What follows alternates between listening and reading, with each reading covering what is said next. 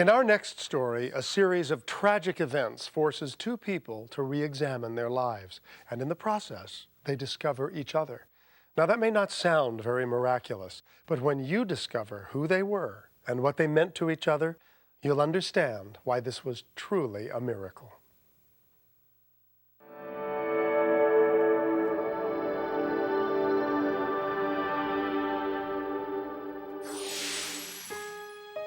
Jackie Van Allen had always dreamed of a picture-perfect life, and when she met her future husband, Skip Cassio, it seemed that her dream had come true.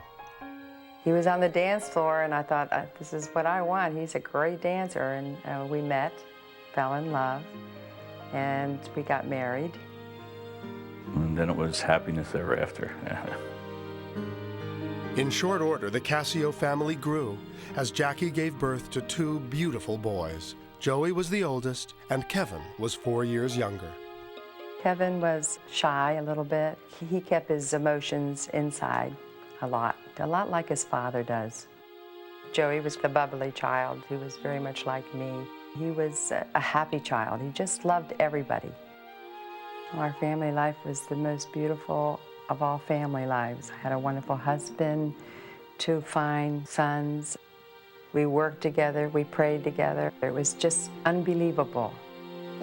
Then in 1980, at the age of 16, Joey Cassio got a summer job at a local filling station. He was just learning how to drive, and he was saving for a pickup truck. So we would take him down to the station and we would pick him up. But when Joey's father went to pick him up on the night of August 11th, their daily routine was shattered by a tragic event. I just pulled in, I jumped out of the car, and two officers approached me. Good evening, sir. Are you Mr. Cassio? Do you have a son named Joseph? Yeah, where is Joey? And then the one officer said to me, he said, your son was shot. And I had said, shot? What do you mean, shot? The officer explained that Joey had been fatally wounded during an attempted robbery. Joey's life ended that night, and in a way, so did his mother's. The grief was unbelievable. I was absolutely in such terrible, terrible pain, and my mother kept telling me, you know, hold on, hold on, hold on a little longer. And I go, Mother, I just can't. Oh, it was terrible. They were angry at God. They couldn't understand why their beloved son was killed the way he was, shot right through the heart. Grace Van Allen did her best to comfort her grieving daughter, but Jackie was inconsolable. One day she said to me, Mother, I can't bear this pain, the loss of Joe. It's terrible. What am I going to do? She didn't want to live. At about the same time, on the opposite side of the country, a young man named Anthony Cellino was experiencing a similar sense of grief. I was 17 when my mother passed away, and I was devastated. My father worked for the government, and my mother stayed at home and took care of me and my three sisters. I was spoiled. I was the youngest in the family. I couldn't ask for anything better. My mom was everything to me. I never realized what death was all about until my mom passed away. When she passed away, it was pretty traumatic in my life. I just missed her so much. I always knew that I was adopted, but I would never look for my biological mother as long as my mom was alive. She would have been too hurt. I think the first time I really got some information was, I guess, in my dad's office. I started snooping around, and I went in some adoption papers, and it was quite interesting. I tried to send away for the lawyers that handled the case. Some were deceased. A lot of people were gone. You know, that was back in '62, so I had a lot of dead leads going nowhere.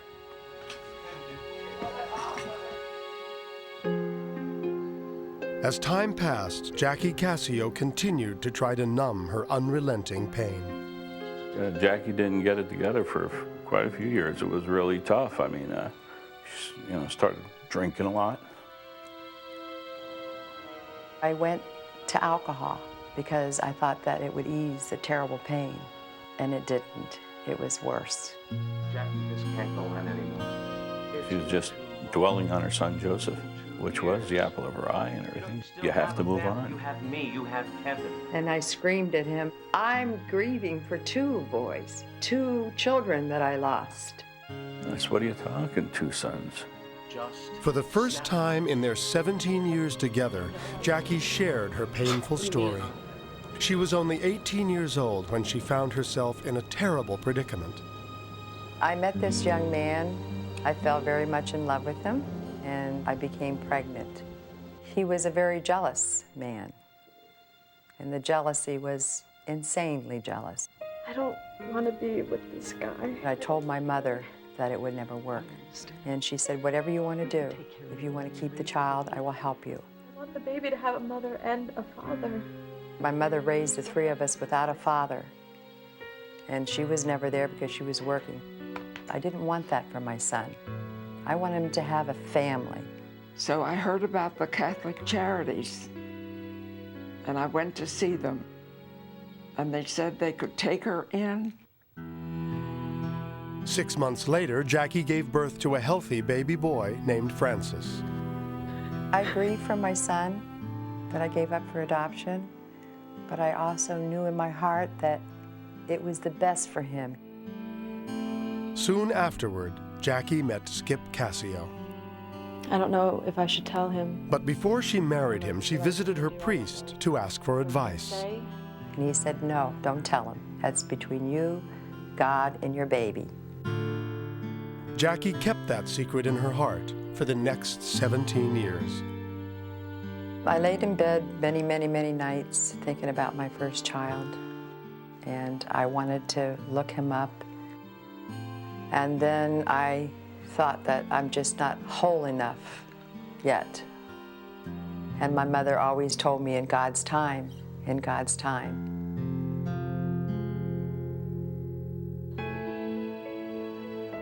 As time passed, Tony Cellino got married and started a family.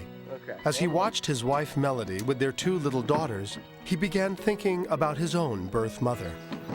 I think he always wondered what she was like and really wanted to meet her. Okay, I'm 3-1. What my goal was in either finding my father or my mother was that they would give me medical information. If they didn't want to meet me, all I would ask is that I wanted to know something biological. I have a family now, and that was important, and in my life too, as well as my children. But finding my mother first was the main priority. After several attempts at trying to locate information, Tony received his adoption papers. But most of the important facts were blocked out. Look what it says there. But in one of the paragraphs down below, they did not block out the name Jackie. My mom's name is Jackie. And then on that second page was the name Van Allen. Jackie Van Allen, that must be it. Tony also discovered that he'd been named Francis and was born in Broward County, Florida. So that's when I really got excited. And I thought, God, could it be this simple that someone 38 years ago just messed up and didn't cover up some names, because most of them were blotted out. Armed with this new information, Tony got on the internet to try and track down his birth mother. I found 48 Van Allens in the state of Florida. And I thought, hey, I'm going to send them all a generic letter that I'm looking for Jackie Van Allen. 48 letters, surely someone will know a Jackie Van Allen. But Tony's optimism soon turned to disappointment. Letters started coming back, return to sender. I started getting disillusioned about the whole thing. I really didn't think I would find her. But one of his letters reached Margie Van Allen, a recent divorcee who had reverted back to her maiden name. Intrigued by who could be looking for her sister, Margie called Anthony Cellino. There was a message on my machine saying, "This is Margie Van Allen. My sister is alive and well, and her name's Jackie Van Allen. She lives right down the street from me." I was like, oh, could this be really it? Could this be it? And I called her number and hung up several times. I'd call and hang up. I think I called and hung up 10 times before I could get enough courage to actually talk to her.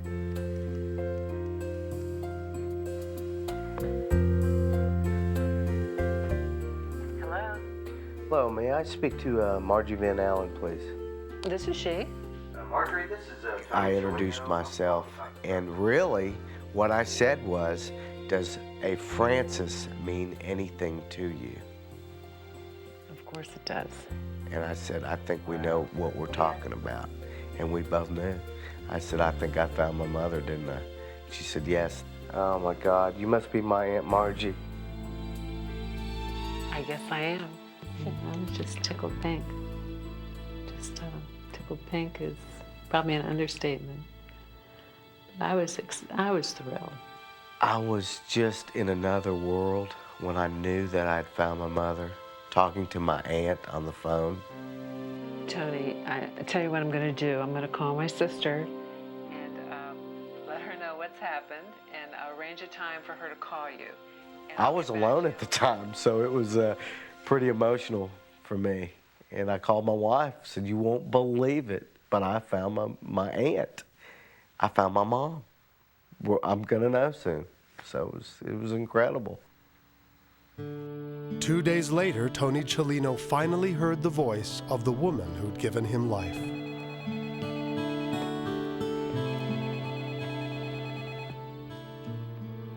Hello?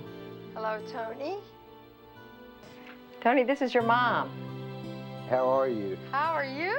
Well, I'm doing fine. I couldn't be happier right Oh my God, I can't believe it. Can you? now. No, I can't believe it. We just talked and talked. It was like I've known him all my life. And then I said, I don't want to take your mother's place. She has raised you, she loved you, she cared for you, all the things I wanted for you. And then I hear this voice on the phone saying, but you are my mother. And it just touched me when he said that. I started to get teary-eyed. And I said, yes, I am. I said I couldn't believe it. I just kept on saying, I cannot believe it.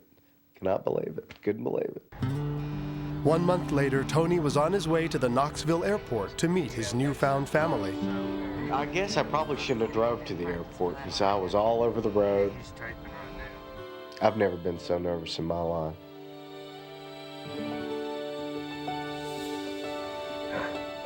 All I knew that when I saw my mother, that I wanted to hug her and hug my aunt, my family. It was like, oh my God, I'm holding him for the first time in my life. And you know what I thought in my mind? In God's time. Everything happens in God's time. Oh, man. Is this wonderful? I feel better. I feel better. I guess you wonder if people are going to be reserved or real open, and to see them both throw their arms around each other was wonderful.